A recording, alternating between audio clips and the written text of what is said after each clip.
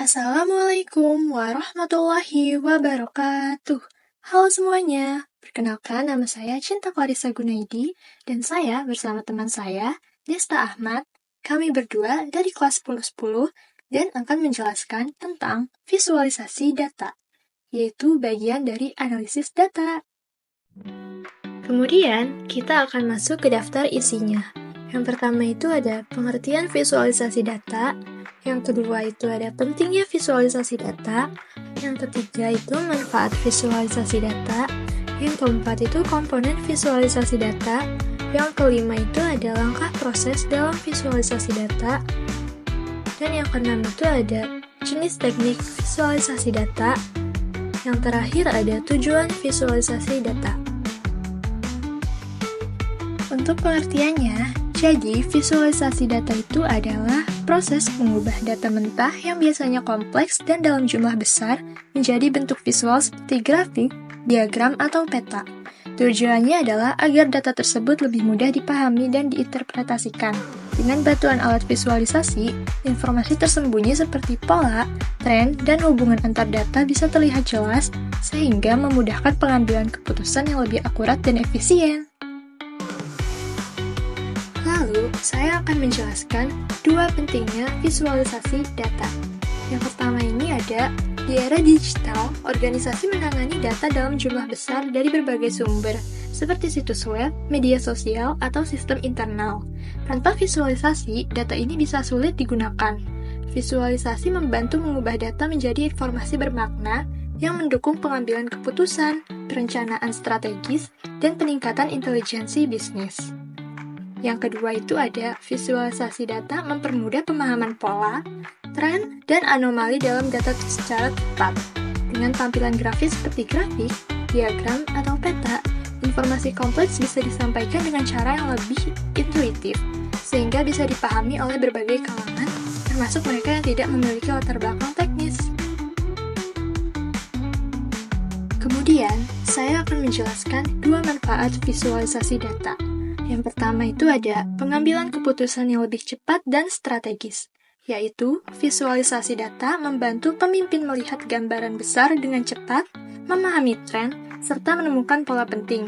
Informasi yang tersaji secara visual mempercepat proses analisis dan memungkinkan keputusan yang lebih tepat dan berbasis data. Yang kedua itu ada peningkatan layanan dan kinerja tim. Grafik atau diagram bisa menunjukkan kekurangan layanan dan area yang perlu ditingkatkan. Visualisasi juga membantu tim memahami tujuan bersama dan memantau progres, sehingga kinerja dapat ditingkatkan secara lebih terarah dan lebih efisien. Kemudian di sini ada komponen visualisasi data. Yang pertama itu ada cerita dan data.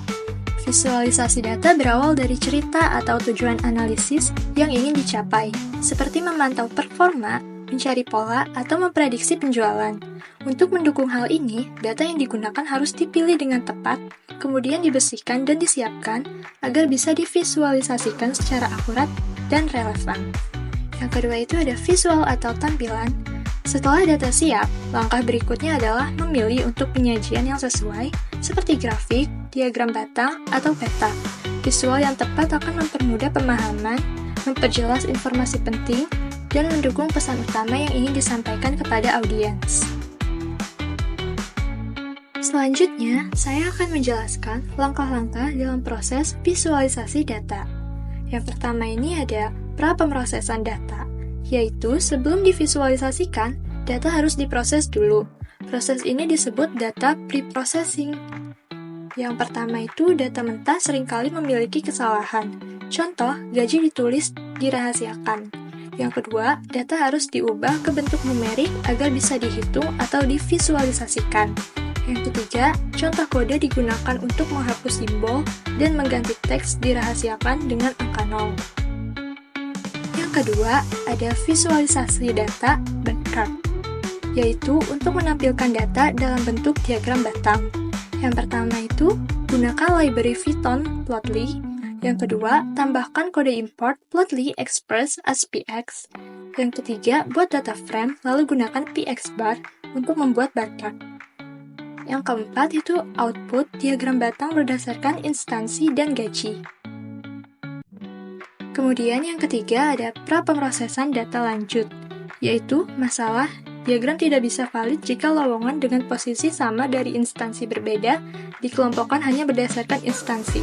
Solusinya, yang pertama, gabungkan posisi dan instansi ke dalam satu variabel. Yang kedua, kelompokkan berdasarkan posisi untuk hasil yang lebih jelas. Yang ketiga, tampilkan hanya informasi yang relevan, yaitu posisi dan gaji dalam diagram. Yang keempat, ada visualisasi data dengan diagram lain, yaitu jenis diagram disesuaikan dengan tujuan. Yang pertama, contohnya diagram batang untuk membandingkan beberapa item serupa. Yang kedua itu diagram lingkaran, pie chart, untuk menunjukkan proporsi dari keseluruhan. Yang ketiga itu gunakan PXPie untuk membuat pie chart berdasarkan data posisi dan gaji. Oke, selanjutnya itu ada jenis-jenis teknik visualisasi data. Yang pertama itu temporal, menampilkan data seiring waktu, contohnya diagram garis. Yang kedua, hierarkis, menampilkan hubungan data dalam struktur pohon seperti simpul, induk, dan anak. Yang ketiga, jaringan, menampilkan hubungan kompleks antar data, contohnya plot, sebar, atau awan kata. Yaitu yang keempat, multidimensi, menampilkan beberapa variabel sekaligus dalam grafik 2D atau 3D. Yaitu yang terakhir, geospasial, menampilkan data berdasarkan lokasi geografis, misalnya peta panas. Itu selanjutnya ada tujuan visualisasi data. Visualisasi data bertujuan untuk mengubah informasi yang kompleks dan sulit dipahami menjadi bentuk visual yang lebih sederhana seperti grafik, diagram, atau peta. Dengan visualisasi pola, tren, dan hubungan antar data dapat dikenali dengan lebih cepat dan jelas, sehingga mempermudah proses analisis. Hal ini sangat penting untuk mendukung pengembalian keputusan yang tepat, meningkatkan efisien kerja, serta menyampaikan informasi secara efektif pada berbagai pihak, baik dalam bidang bisnis, pendidikan, maupun penelitian.